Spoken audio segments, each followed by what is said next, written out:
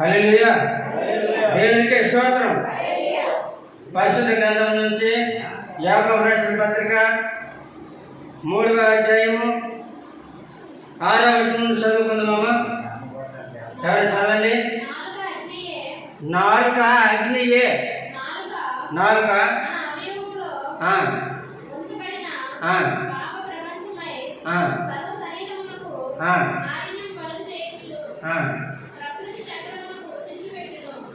హల్లెలూయా.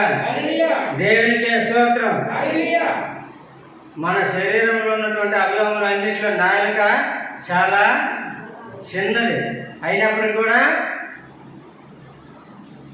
ఈ ప్రకృతి చక్రాన్ని తిప్పగలిగినటువంటి శక్తి దానికి ఉంది. దేవుడు ఆదికాండంలో చూసినట్లయితే వెలుగు కలగమని దేవుడు చెప్పినప్పుడు వెలుగు కలిగింది. మరి యొక్క నీరంతా ఒక చాటుకి పోడ్చబడాలని దేవుడు చెప్పినప్పుడు ఆ నీరంతా ఒక చాటుకి పోడ్చబడింది. దానికి సముద్రం అని దేవుడు పేరు పెట్టాడు. అయితే అప్పుడు భూమి మీద మరి నీరంతా ఒక చోట పోడ్చబడినప్పుడు 6 నెలల కనబడింది. అప్పుడు వెలుగు కలగమని దేవుడు చెప్పాడు. ఏ కాలమని? వెలుగు కలగమని దేవుడు చెప్పినప్పుడు వెలుగు కలిగింది. అప్పుడు చూస్తే దేవుడు 6 నెలలు కనబడింది. 6 నెలల ముందైతే ఏంటంటే చూడండి ఒకసారి ఆదికాండం మొదట ఆది యందు దేవుడు భూమి ఆకాశములను సృజించెను. భూమి నిరాకారంగాను శూన్యంగాను ఉండను. చాలండి. హల్లెలూయా. అమ్మ వాక్యం చదివి దయచేసి నెమ్మదిగా చదవండి. నేను ఇంకా మాట్లాడకుండా మీరు చదువుతారు. హల్లెలూయా. ఆది అంటే మొట్టమొదట. ఆది అంటే చూడండి, రైతులు అంటారు కదా, ఆదిలోని విత్తనాలు వేస్తే మంచి పంట వస్తుందని చెప్తారు. ఆది అంటే మొట్టమొదట, అంటే ఈ లోకమే లేనప్పుడు, భూమి పుట్టక మునుపు. ఆదిలో దేవుడు భూమి ఆకాశములను సృజించాడు. అంటే సృజించడం అంటే ఏంటి? పుట్టించాడు. హల్లెలూయా. దేవుడే తయారు చేశాడని దాని అర్థం. చదవండి. భూమి నిరాకారంగాను భూమి నిరాకారంగా శూన్యమంటే ఏమీ లేదు. భూమి మీద ఏమీ లేదు, నిరాకారంగా ఉంది. శూన్యంగా ఉంది.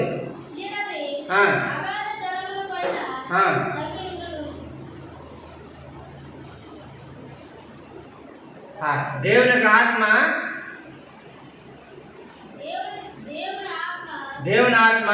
అగాధ జలములంటే చీకటిలో నీరు ఉంటుందా, ఆ నీటి మీద దేవునికి ఆత్మ అల్లాడుతూ ఉన్నది. హల్లెలూయా. అమ్మ చూడండి, మీకు ఒక ఉదాహరణ చెప్తాను. గుడ్డు మీ అన్న తెలుసు కదా, కోడిగుడ్డాను, బాతుగుడ్డాను, ఏ గుడ్డాను, అది గుడ్డు ఉంటుంది. ఆ గుడ్డు లోపల ఏటి ఉంటుందో చెప్పండి, మీకు తెలిసింది చెప్పండి. ఏటేటి ఉంటాయి? తెల్ల సోన, పచ్చ సోన. ఆ రెండింటి మధ్యలో ఏటుంటుంది? చందమామ. హల్లెలూయా. అది గుడ్లో నిలాగల మధ్యలోనే ఆడుతూ ఉంటుంది. హల్లెలూయా. ఎందుకంటే కిందన నీరులాగా ఉంటుంది, మీద కూడా గుడ్డలు లోపల మాత్రం మధ్యలోనే ఇది ఎంత ఇంకా ఏమాత్రం వంటలాగా ఉంటుంది. అయితే ఆ గుడ్డు వీళ్ళ పగలగొట్టి మనకు అక్కడ ఏంటుంది? పచ్చ చందమామ మధ్యన ఉంటుంది. ఇప్పుడు మామూలు మన భాషలోనే చందమామ ఉంటుంది, గుడ్లోనే చందమామ. అయితే దేవుడు ఆ పైకప్పుని ఆకాశంగా నియమించాడు, కింద కప్పుని భూమిగా నియమించాడు. దాని పక్కన ఉన్నటువంటి నీరుని సముద్రంగా దేవుడు చేశాడు. హల్లెలూయా. ఆ తర్వాత షార్ట్ కట్లు వెళ్ళిపోయాము. ఆ తర్వాత దేవుడు మరి భూమి మీద అనేకమైనటువంటి వృక్షములు మంచి మంచి ఫలములు ఇచ్చినవి, చెడ్డ ఫలములు ఇచ్చిన అనేకమైన రకరకాల వృక్షాలు పుట్టించాడు. అనేకమైనటువంటి జంతువులని దేవుడు పుట్టాలని చెప్పినప్పుడు హల్లెలూయా, భూమి మీద గడ్డి మొక్కలు మరి అనేకమైన వృక్షాలు పుట్టాలని చెప్పి దేవుడు చెప్పినప్పుడు ఆయన మాట చెప్పగానే భూమి మీద అవన్నీ కూడా పుట్టాయి. హల్లెలూయా. మరి మరి ఏంటంటే జంతువులు ఉన్నాయి కదా, జంతువులు మరి అనేకమైనటువంటి వాటి జాతుల ప్రకారంగా జంతువులు పుట్టాలని దేవుడు చెప్పినప్పుడు జంతువులు కూడా పుట్టాయి. మనకు తెలియదు, మనకు తెలియవి మనకు కొన్ని నక్కలు, బంట్లు, పుల్లు, అడవి పందులు ఇవే తెలిసిన. కానీ ఇతర దేశాలు రకరకాల జంతువులు ఉన్నాయి. హల్లెలూయా. మరి మన టీవీలో చూస్తాం కదా, ఏదైతే ఛానల్ ఉంది డిస్కవరీని చూసినట్లయితే ఆ జంతువుల పేర్లు మనకు తెలియదు. మనం ఎప్పుడవి చూడండి, ఆయా దేశాల్లో ఉండేవి దేవుడు అలాంటి జంతువులు మరి అనేకమైన నీటిలో ఉన్నటువంటి అనేకమైన జల చర్మములు, క్రిములు, కీటకములు, జీవరాశులు అంత ప్రాణం ఉన్న ప్రతి దాన్ని దేవుడు పుట్టాలని చెప్పినప్పుడు పుట్టాయి. హల్లెలూయా. అలాగే దేవుడు అంత మాటతోనే సృష్టినంతటిని కూడా సృష్టించాడు. ఎందుకంటే దేవుడి యొక్క మాటలో అంత శక్తి ఉంది, అంత అధికారం ఉంది. ఎందుకంటే ఆయన దేవుడు కాబట్టి ఆయన మాటలో అంత ప్రభావము ఉంది. వెలుగు కలగలిగినప్పుడు వెలుగు కలిగింది. మరి దేవుడు నీరంతా ఒకసారి పోడ్చబడని చెప్పినప్పుడు నీరు పోడ్చబడి దానికి సముద్రం పేరు పెట్టాడు. 6 నెలలకు దేవుడు భూమి అని పేరు పెట్టాడు. మరి పైన ఉన్నటువంటి దాన్ని ఆకాశం అని దేవుడు పేరు పెట్టాడు. హల్లెలూయా. మరి ఆకాశంలో 2 చేతులు కూడా పెట్టాడు. హల్లెలూయా. పగటి వెళ్ళడానికి పెద్ద జ్యోతి, రాత్రి వెళ్ళడానికి చిన్న జ్యోతి. అంతే ఏట 2. పగలు వెళ్ళడానికి పెద్ద జ్యోతి అంటే సూర్యుడు, రాత్రి వెళ్ళడానికి చిన్న జ్యోతి అంటే చంద్రుడు. హల్లెలూయా. దేవుడే ఏర్పాటు చేశాడు. దేవుడే అంతే కలుగులు కాక అంతప్పుడు అవి కలిగాయి. కానీ ఒకటి మాత్రం ఇక్కడ మనం చూడవలసిన ప్రముఖుల విషయం ఏంటంటే నరుడు పుట్టాలని చెప్పలేదు. నరుడు పుట్టాలని అయితే అప్పటికి భూమి మీద వర్షము కురలేదు కాబట్టి దేవుడు భూమి నుండి ఆవిరిని రప్పించి భూమి అంతా మెత్తబడింది. ఆ భూమి నుంచి కొంచెం మట్టిని తీసి దేవుడు బొమ్మగా చేశాడు. ఏం చేశాడు? బొమ్మగా చేసి తన రూపంలో బొమ్మను చేసి నాశకరంలో జీవవాయు రోజుగా నరుడు, జీవాత్మ ఆయన నరుడుగా మన మానవులుగా మనము తయారు. దీని ఏంటంటే దేవుడు మాటతో సృష్టించాడు, కానీ మనిషిని మాత్రము తన స్వహస్తాలతో ఆయన కష్టపడి మన్ను పిసికి బొమ్మను తయారు చేశాడు. మానవుడిని తన సొంత అస్తములతో ఆయన తయారు చేశాడు. హల్లెలూయా. ఇక్కడ బాధకరమైన విషయం ఏంటో తెలుసా? నేను ఎందుకు ఇంత ఆవేశంతో చెప్తాను, ఒకసారి ఆలోచన చేయండి. అయితే దేవుడు చేసిన సృష్టి అంతా సృష్టిదానం సక్రమంగా దేవునికి మహిమకరంగా జరుగుతూనే ఉంది.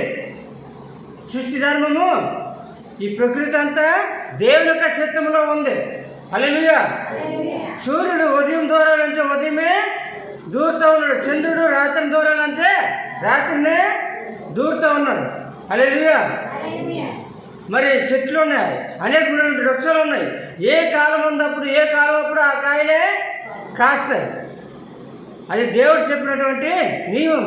మరి మృగాలు అడవిలో ఉండాలంటే మా అడవిలోనే ఉన్నాయి. జంతువులు అడవిలో ఉన్నాయా, ఊళ్ళో ఉన్నాయి. పక్షులు ఆకాశం మీద ఎగిరి చెట్ల మీద ఉండాలని దేవుడు చెప్పినప్పుడు మరి ఆ విధంగా అవి కూడా చెట్ల మీదే ఉంటాయి, అడవిలోనే మీదనే ఎగురుతూను జీవిస్తూ ఉన్నాయి. హల్లెలూయా. అయితే దేవుడు ఒక మాటతో వీటన్నిటిని కూడా సృష్టించడం కూడా సృష్టించాడు. కానీ మనిషిని మాత్రము, మానవుని మాత్రము ఆయన దేవుడు కష్టపడి తన సొంత అస్తములతో తయారు చేసినటువంటి మానవుడు ఈరోజు దేవుని మాట వినలేదు. హల్లెలూయా. వింటారా? దేవుడి మాట మానవుడు వినలేదు. ప్రకృతి అంతా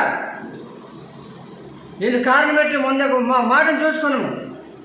యాకోబు రాసిన పత్రిక 3వ అధ్యాయము 6వ వచనంలో మాట చూసుకొని చూడండి.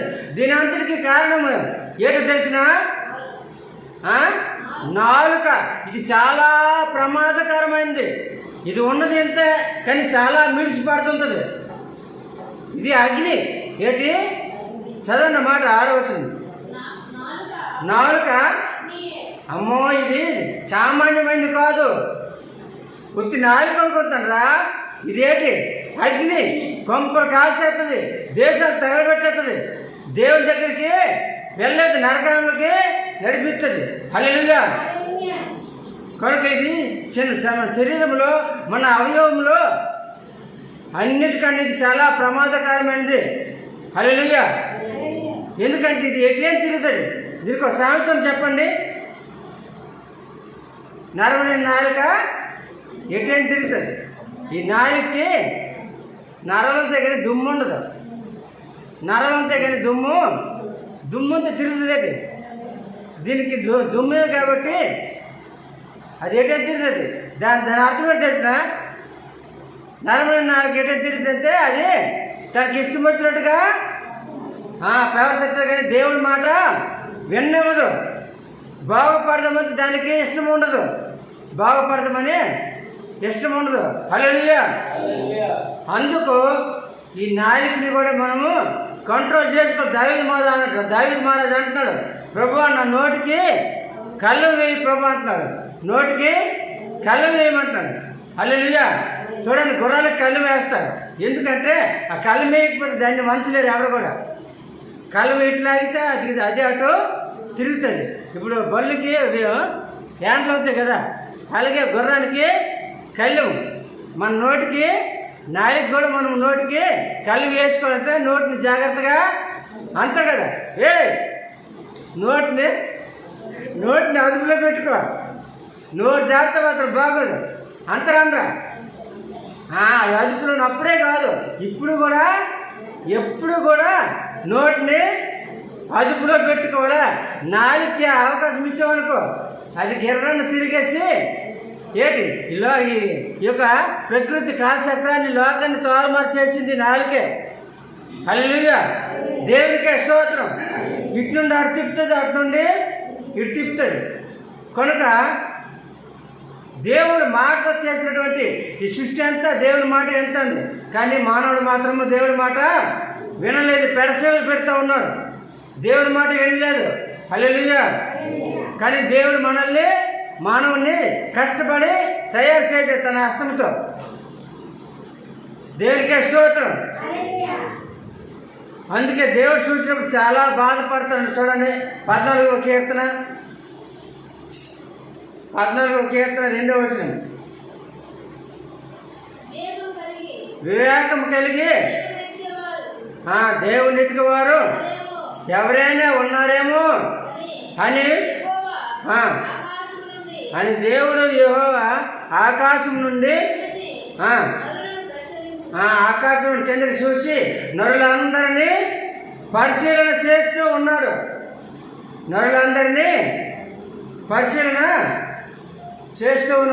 హల్లెలూయా. దేవునికే స్తోత్రం. అమ్మా నువ్వు అనుకోవచ్చు,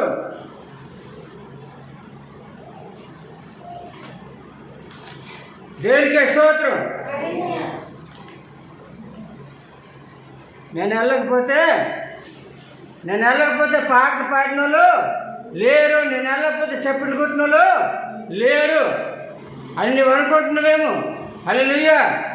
నేను వెళ్తేనే సంఘం ఉద్యోగంగా మంచిగా గంభీరంగా ఉంటుంది. నేను వెళ్ళకపోతే పాస్టర్ ఒక్కలే ఉంటారా? దేవునికి వాక్యం సెలవిస్తూ ఉంది. హల్లెలూయా. దేవునికే స్తోత్రం. చూడండి కీర్తనల గ్రంథము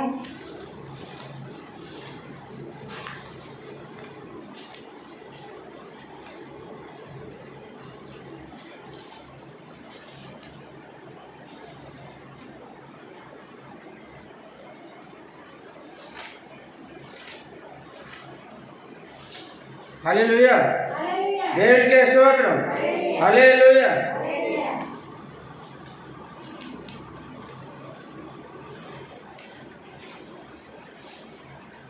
కీర్తన 47వ అధ్యాయం చూడండి. కీర్తనలు 47:1. సర్వజనులారా చప్పట్లు కొట్టుడి, జయధ్వనులతో దేవునికి వచ్చి ఆర్భాటం చేయండి.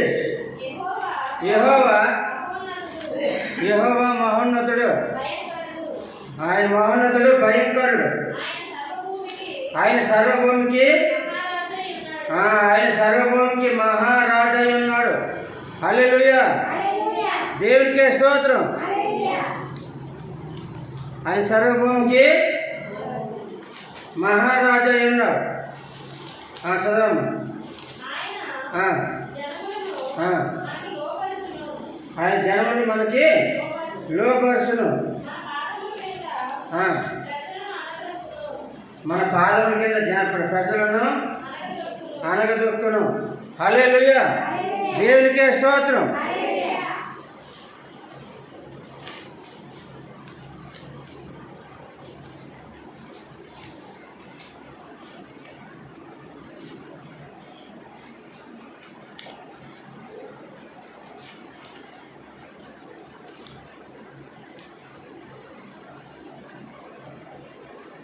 నూట 7వ కీర్తన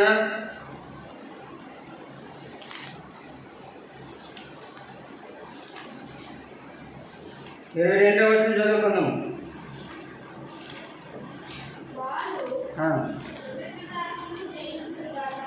వారు కృతజ్ఞతాస్తుతులు చెల్లించుదురుగాక,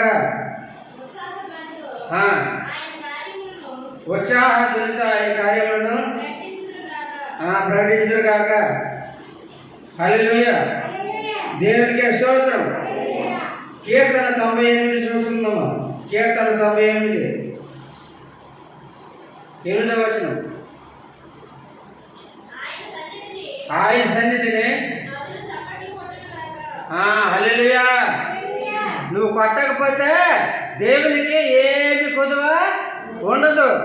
ఆయన పరలోకమందు కోట్లాది దేవదూతలతో నిత్యము పరిశుద్ధుడు పరిశుద్ధుడు అని ఆయన నిత్యము మహిమపరచబడుతున్న దేవుడు. నీవు చప్పట్లు కొట్టకపోతే దేవునికి మహిమ ఆగిపోదు. చదవండి. ఆయన సన్నిధిని ఏంటి? నదులు చప్పట్లు కొడతాయి. ఆయన సృష్టించినటువంటి నదులు ఇలా చెప్పుకున్నాం కదా, నదులు సెలయేరులు దేవునికి చప్పట్లు కొడతాయి.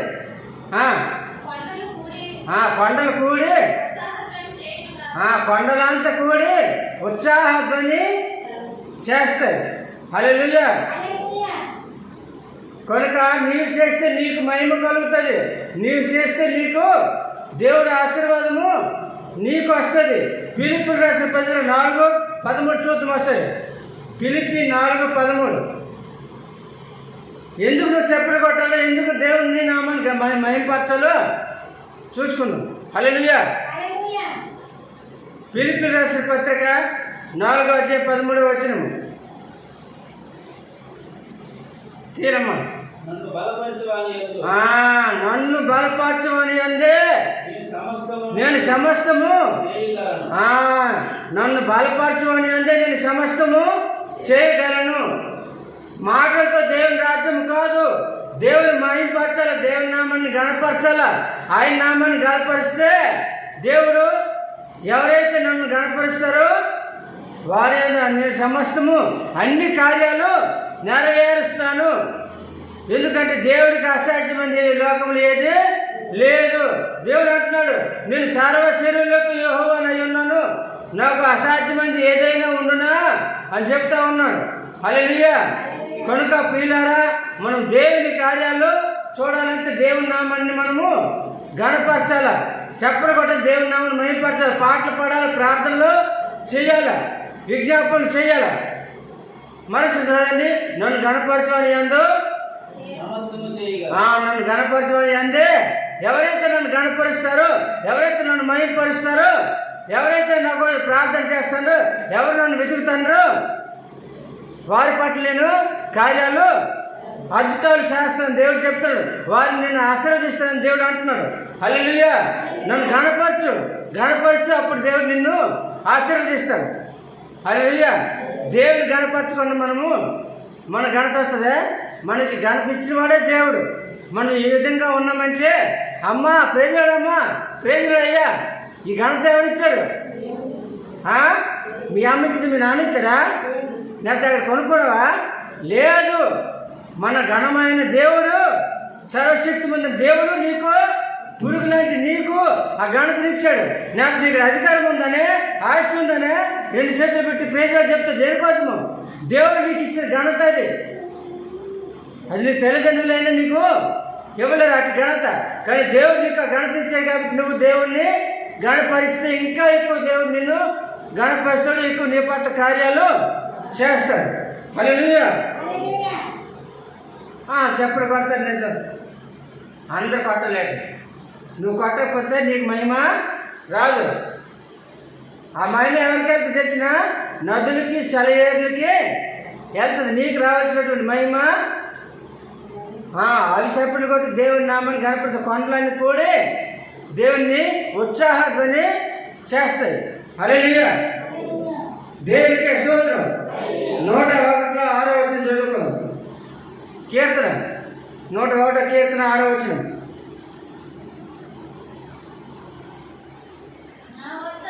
నా వద్ద నివసించినట్లు దేశంలో నమ్మకస్తులైన దేవుడట ఆయన దగ్గర ఎవరైతే స్థిరస్థాపన నిలబడతారో వారిని నమ్మకస్తులైన వారిని, ఎవరిని? వారి కోసం దేవుడు కనిపెడతా ఉన్నాడు.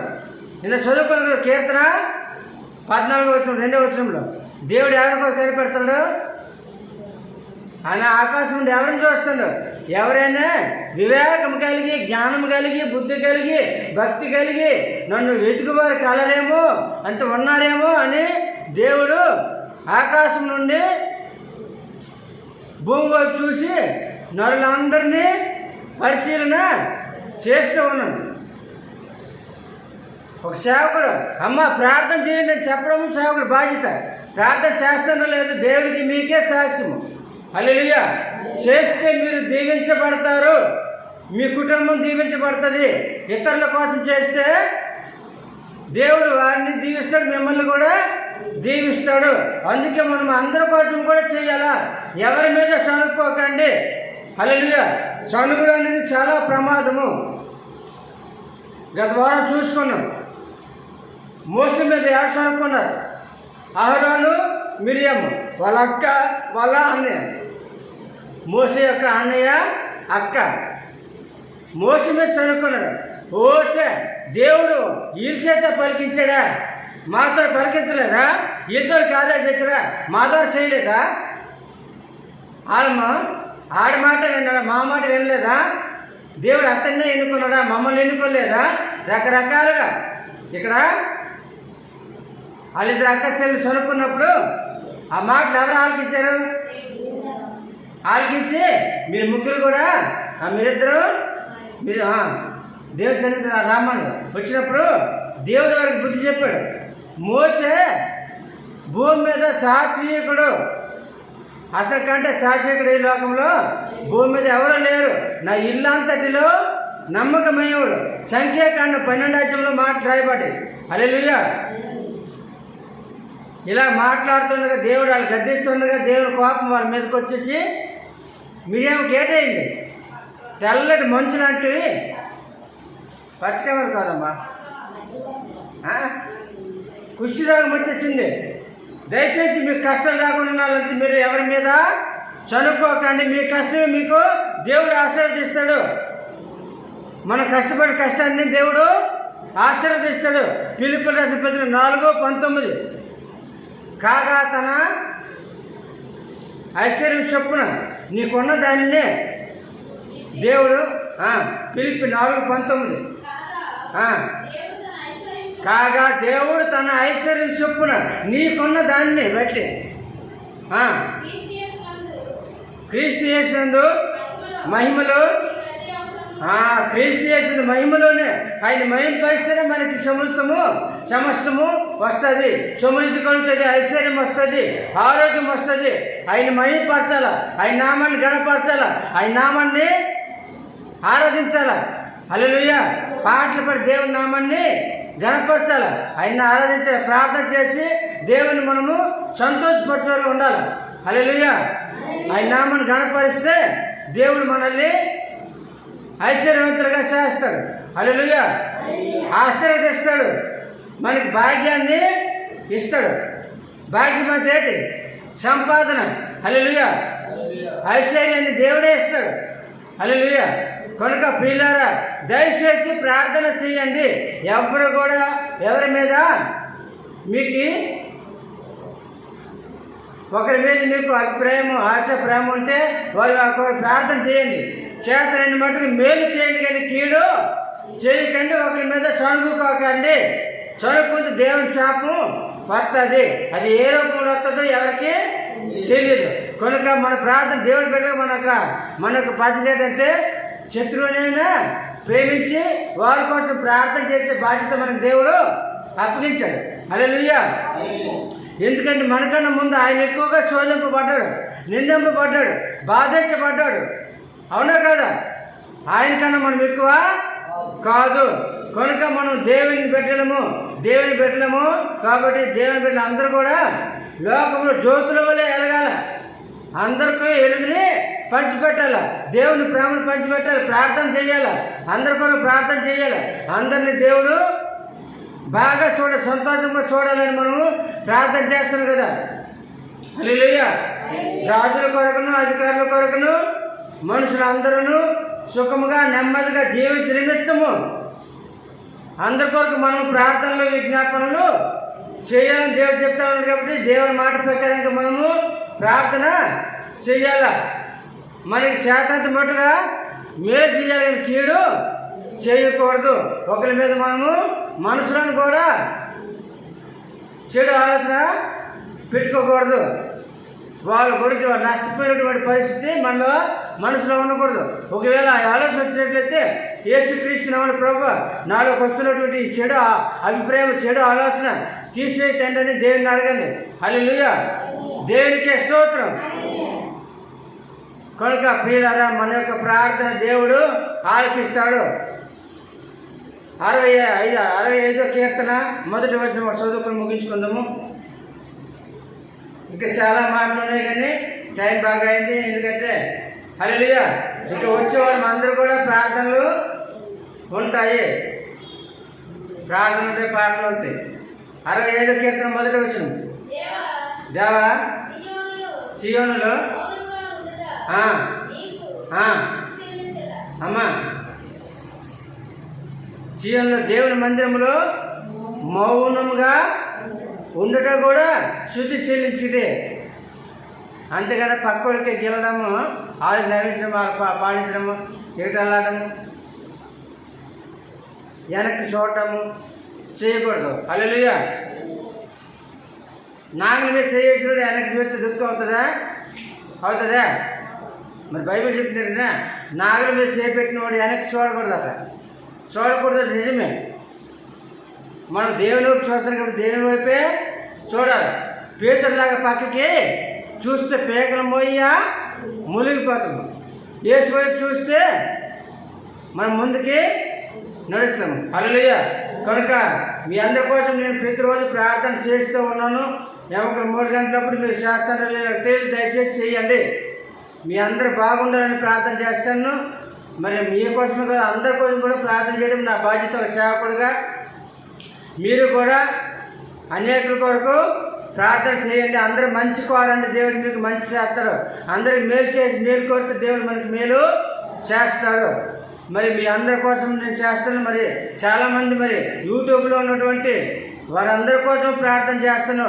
లోకంలో ప్రజలందరి కోసము, మరి చిన్నవాళ్ళు, యవనస్తులు, వృద్ధులు అందరి కోసం ప్రార్థన చేస్తారు. కాబట్టి మీరు కూడా అందరి కోసం ప్రార్థన చేయండి. ప్రార్థన చేయకపోవడమే మహాపాపము. ప్రార్థన నువ్వే తప్పు చేయక్కర్లేదు. అయితే నాన్న అలాంటి గట్ట చేయి, అలాంటి అనుకోవాలి. అలాంటి వ్యక్తిని కాదు నువ్వు అనుకోవచ్చు, నువ్వు అలాంటి వ్యక్తి కాదు. కానీ ప్రార్థన చేయకపోతే పాపము, ప్రార్థన చేయకపోవడమే గొప్ప పాపము. ప్రార్థన చెయ్యాలా. హల్లెలూయా. ప్రార్థన మనకి జీవితం మీద పాడుపడుకున్నాం కదా. ప్రార్థన ద్వారా నీ కార్యములు సఫలపరచబడతాయి. ప్రార్థన నీ జీవితం, నీకు విజయాన్ని ఇచ్చేది ప్రార్థనే. నీ కుటుంబం బాగుండాలంటే, నీ పిల్లలు బాగుండాలంటే, నీ భవిష్యత్తు బాగుండాలంటే, నువ్వు ఆశ్చర్యవంతురాలుగా ఉండాలంటే, ఆశ్చర్యింపబడాలంటే ప్రార్థన ప్రార్థన ప్రార్థన దేవునితో మాట్లాడటం. హల్లెలూయా. నీ ఖాళీగా ఉన్నప్పుడల్లా ప్రార్థన చేసుకోవచ్చు. ప్రార్థన చేయడానికి సమయము అవసరం లేదు.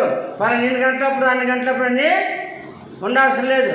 నీ ఇంట్లో నువ్వు ఏ టైం అప్పుడైనా ప్రార్థన చేసుకోవచ్చు. ఎవరో అన్ని మాటలకు మీరు బాధపడద్దు. అదే పని పాట లేదు. ఈ టైం అప్పుడు ప్రార్థన చాలామంది సాతాను బిడ్డలు అంతూ ఉంటారు, కానీ వాళ్ళతో నీకు సంబంధము లేదు. ఎందుకంటే దేవుడి బిడ్డ కాబట్టి నీకు ఎప్పుడు ప్రార్థన చేయాలనిపించుకుంటే అప్పుడు నీ ఇంట్లో నువ్వు తలుపులు వేసుకొని నీ తండ్రితో నువ్వు రహస్యంగా నువ్వు ప్రార్థన చేస్తే రహస్యమందును చూచుండు దేవుడు రహస్యంగా నీ కార్యాలు నెరవేరుస్తాడు. హల్లెలూయా. దేవునికే స్తోత్రం. ఈ మాటలు దేవుడు దీవించుగాక. ఆమేన్. అందరికీ వందనాలు. Praise Lord. థాంక్యూ.